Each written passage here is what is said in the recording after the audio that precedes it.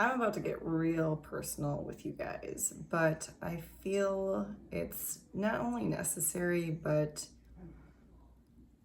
using YouTube in this way for this particular application to reach out to people who may be suffering from something similar or going through some of the same challenges that I went through on my journey, my plant-based journey to get to where I'm at today. It was a very long road, and I'm very grateful to be here today to talk about it. So I hope someone out there benefits the way I have from watching several videos like this on YouTube. So I have some notes written down, just so you know what I keep referencing, just to keep me on track and not get too, choked up or anything.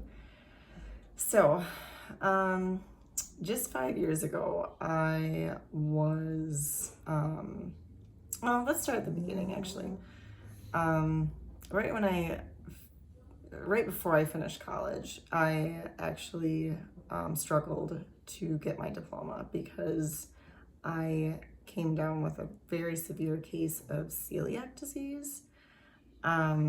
I didn't even know what that was, or what gluten was for that matter, when I was diagnosed. I didn't know what symptoms I was supposed to be searching for, which is kind of besides the point because the majority of my symptoms didn't really follow any of the typical things you would see in celiac, which is actually quite common for that disease anyway. So I was unable to get to class. I couldn't work. I was stuck in my bed. I was so fatigued.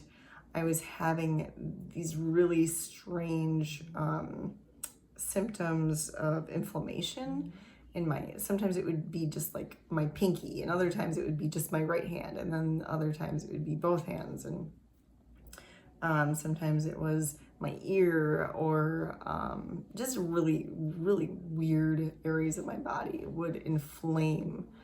And I didn't put two and two together until later on, after diagnosis, but it was basically every time I ingested gluten, I instantly had this response in my body, and it would become red hot, and it was terrifying. Nobody really knew what was going on with me. And that wasn't the only thing. I was having terrible joint pain and brain fog. It is so hard to get straight A's at a top 10 university when you're suffering from brain fog. I was having problems with my weight. I think I lost like 17 pounds on accident in a few weeks one time. Migraines, really, really bad migraines, muscle aches, everything hurt all the time. I felt like an old woman, like my nails got so brittle, like nothing made sense. I started hallucinating and having really weird delusions. So let me explain what celiac disease is. You basically have this villi in your small intestine, and when you ingest gluten, it reaches the small intestine and triggers an immune response to where your body actually starts attacking its own tissues and creating that inflammation, and then it can spread throughout other organ systems throughout your body and cause all sorts of problems. That's why it's very hard to diagnose, because it can literally impact any system in your body, any physiological, outward sign that something's wrong. So I began drinking a lot. It was very sorry, my phone's dying, so I gotta wrap this up to some extent. So like I said, I started drinking a lot, binge drinking. to be exact. And I think it was an escape. I was very scared because I was so young, having all these terrifying symptoms. I didn't know what to attribute them to. I went to the emergency room on several occasions, not because of the drinking, but just because of my symptoms. And I didn't have a primary care physician, so the ER doctors would send me to, after they'd have all these tests done on me, I'd be sent to urgent care, and urgent care would send me back to ER, and it didn't get me anywhere. I even tried to talk to somebody at Planned Parenthood, to figure out what's going on with my menstrual cycle and everything. And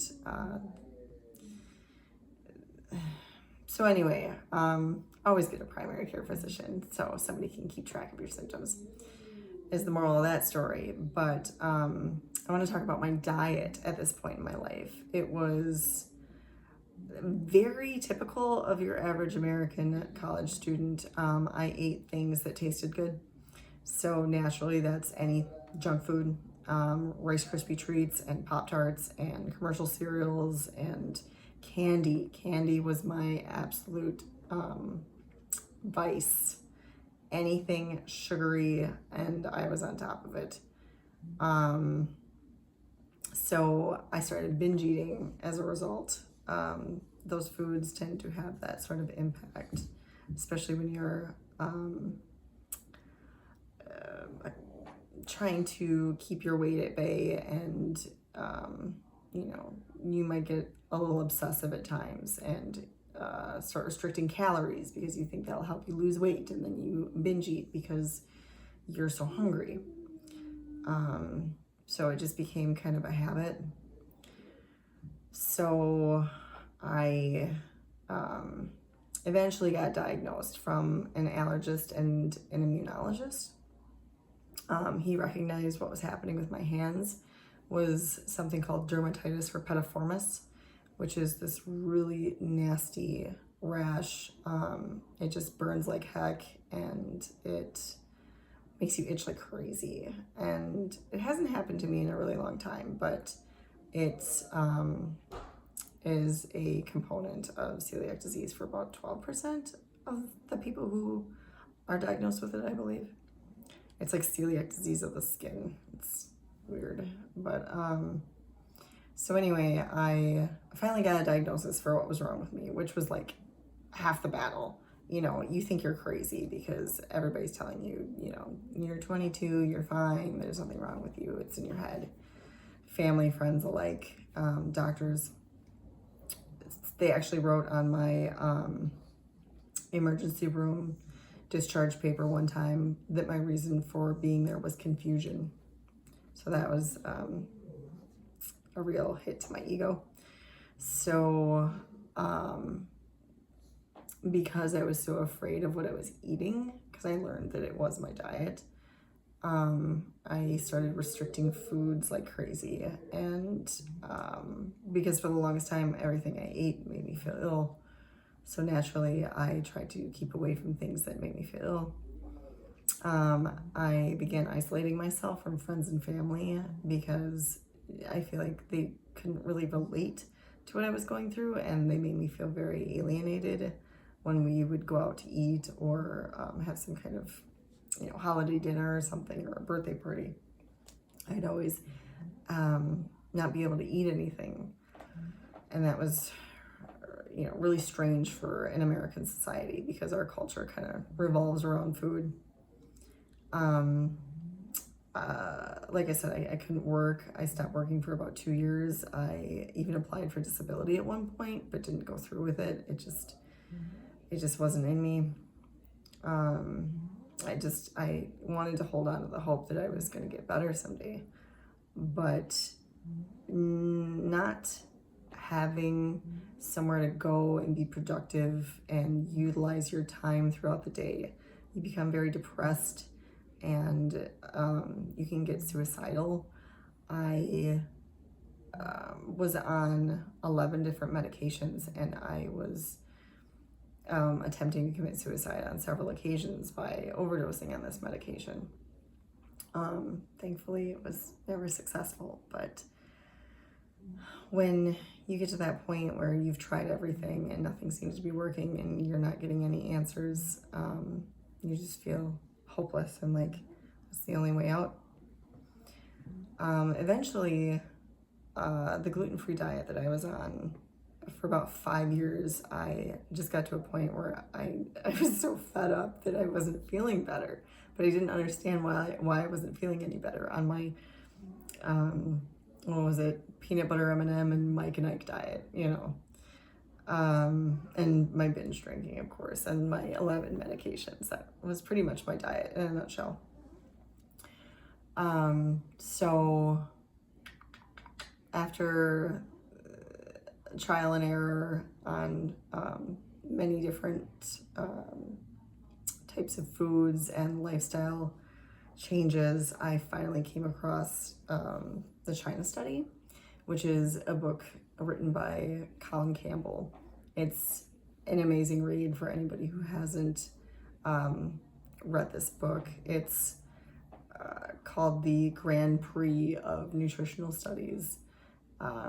They were very comprehensive in their approach to some epidemiological research in China on dietary patterns and the incidence of disease. So he is a biochemist at Cornell that discovered the ability to turn on and off cancer with the amount of animal protein that you are feeding the subject. I was blown away by this information. I'm very conscientious about my health, so I know some of the other things I said in this video doesn't really correlate with that, but believe it or not, I am, and I took everything I read in this book to heart, and it kind of opened my eyes and turned on a big light bulb that made me look a lot more closely at my diet. I took out all animal products, dairy, and I started learning how to cook more plants and put those kinds of dishes together. I had never known how to cook a bean in my life, or what a lentil was for that matter. Now I eat them every day. So wrapping things up, eventually I got off all 11 of my meds. To this day, I take a B12 supplement and an iodine supplement and a vitamin D supplement during the fall, winter, and spring months, since I live in Wisconsin where it's very, very cold and I get lots of indirect sunlight. I drink very rarely, maybe on special occasions, usually not even then. I exercise daily. It's become an integral part of my life and I enjoy it to the very fullest. I try anything from yoga to kickboxing and running and hiking and biking and swimming. I'm a very attentive mother and I had an incredibly smooth pregnancy. I continue to breastfeed and my daughter is about 16 months old, and that in and of itself is incredibly special to me because I never thought I would be healthy enough to get to this point. Celiac disease actually causes infertility, so I was very fortunate to be able to have my daughter. So I've also maintained my weight, a healthy weight, for the past couple years, a little over 2 years. It takes a lot of trial and error on any new diet to get your weight right. And then I have an overall much healthier relationship with food. It's not so much my enemy. It's something that nourishes me and allows me to enjoy all the things that I love in life now, and I get to embrace each and every day. So that's what a plant-based diet has done for me. I hope it's resonated on some level with you and can help you on your journey in making the decision to better your diet. There are not many things I've researched so far that are not helped by changing your dietary pattern to include more plants and remove as many animal products as possible. So please subscribe if you enjoy videos on plant-based living. Yeah, we'll see you next time.